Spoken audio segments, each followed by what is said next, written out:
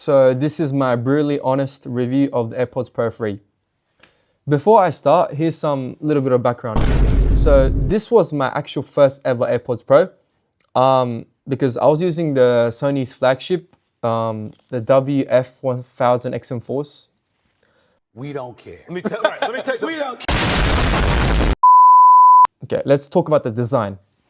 So at first glance, they look the same as the previous generation, but Apple actually redesigned them. First of all, the ear tips. The ear tips are different now, actually. The inside is foam and the outside is silicone. So basically a hybrid tip. And the new design actually gives a better, tighter seal and a snug fit. And from my experience of using it for the past couple of months, they stay in your ears better. And it's pretty good. It's comfortable.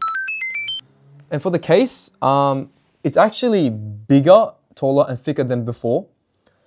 But now it has IP57 water and dust resistant. Before it was IPX4, so that is an improvement. And one thing, obviously get a case because the plastic actually scratches easily. And I know it's ironic to say get a case for your case, but it just works, okay? So the features, the ANC, the active noise cancellation is crazy good. Like no glaze, it's genuinely good. Apple claims, it's 2 times more powerful than the Pro 2, which was already good. And they also said the world's best in-ear active noise cancellation. I mean, claiming stuff is genuinely easy, but I think it's a little bit of overglaze in my opinion, but I don't think it's literally double, but it's very good. And coming from someone who used the Sony WF-1000 XM4s, which already has strong active noise cancellation in the first place, I noticed the change, it was way better. When switching from normal mode to noise cancellation, it feels like the noise is being sucked out, like a vacuum. And the contrast is very obvious. And for the transparency mode, I genuinely think Apple has the best transparency mode for the earbuds. It sounds very clear and crisp and natural. It genuinely feels like you're not wearing the earbud. You can hear the music and people talking at the same time without sounding it weird. So yeah, and adaptive mode, I don't really use that mode. I'm gonna be real. I probably will, but not for now, and I can't really say much. And microphone, I'll do a quick microphone test.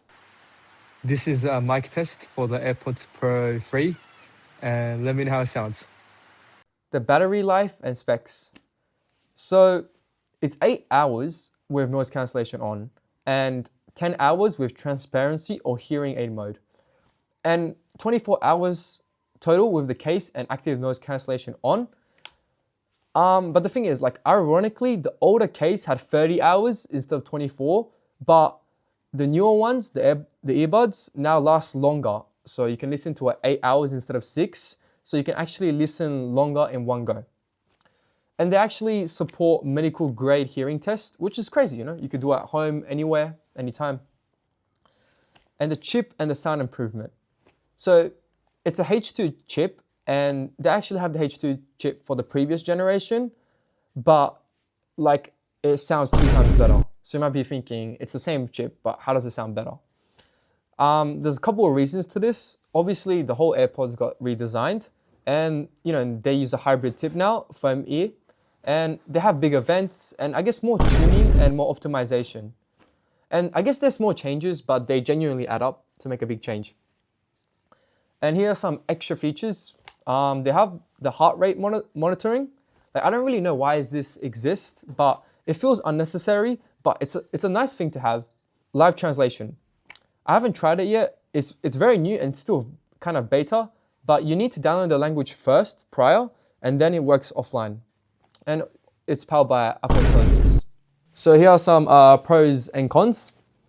So the pros, excellent noise cancellation. Best transparency mode, and obviously seamless Apple integration. And the earbuds are more comfortable and secure for most people, because it depends. Stronger battery life, listening for one go. Useful, precision fighting, and obviously USB-C charging. The cons. Well, this is kind of nitpicky to say. The case scratches easily. The case battery is lower than the previous gen.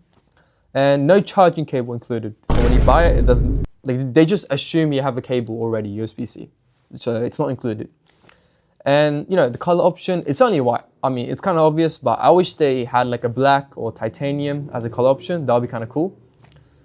My overall review, I actually really love the Find My ability, like a feature. I find it really useful. And the new ultra wideband chip makes the precision finding around 50% more accurate, you know, which is actually very useful. Like when you lose them, you just go to your phone, press the app, and the beep sound is epic safe. And for me, like personally, it's probably the best feature. I use it a lot because, you know, it's somewhere in the house, I can't find it. It's somewhere in the couch, bed, stuck in the sofa, and I just use it and, you know, it just beeps. The sound quality.